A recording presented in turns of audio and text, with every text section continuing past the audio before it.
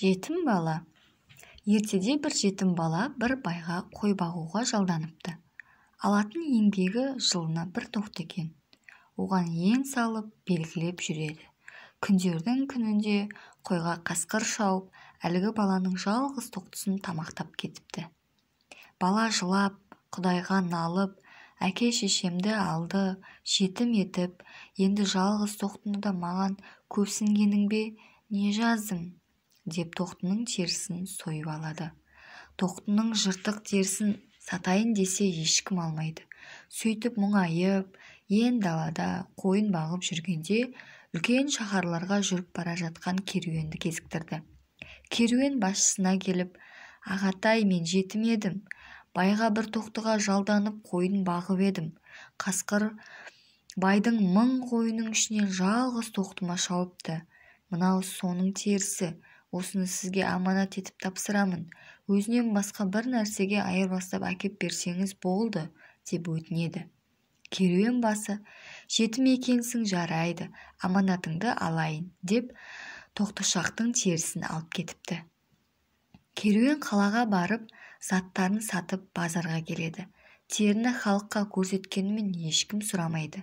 Дегенмен аманат деп ұстап жүргенде бір адамның мысық ұстап тұрғанын көреді. «Мына мысығыңды сатамысың?» дейді. «Сатамын. Ана қолыңдағы теріңе алмастырайын», дейді әлгі мысықтың иесі. «Өзінен басқаға айырбастап әкелсең болады, деді ғой, алайын теріні беріп», деген оймен мысықты алып арбаның үстіне байлап қояды. Қайтып келе жатып бір шаһарға түнейді. Азанда қараса мысық жоқ. Аманат нәрсе табу керек деп көшеден, дүкеннен іздеп жүрсе, бір дүкенші мысықты байлап қояды. Керуенші танып алмақ болып еді, дүкенші бергісі келмей, «Бізге мысық керек еді, сатыңыз», дейді. «Жоқ, сата алмаймын, бұл аманат нәрсе», дей бергенде 3-4 бай қояр да қоймай сатып алмақ болып 1000 ділда береді. Сөйтсе бұл шаһарда бір мысық жоқ, егеу құйрық көп екен. Дүкен заттарына көп зиян келтіреді екен.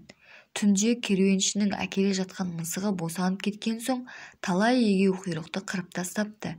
Керуен басы келген соң, «Мә, аманатың 1000 ділда болды», деп жетім балаға 1000 ділдәні ұсынады. Бала, «Сіз мені мазақтайсыз ба? Жыртық тоқтының терісі 1000 ділда болды ма?» деп сенбейді. Керуен басы, «Мазағы жоқ, Құдай берген мал, ал қарағым», деп қалай болғанын айтып береді. Бала аң-таң болып, қуанышы қойнына сыймай ділдәні алады.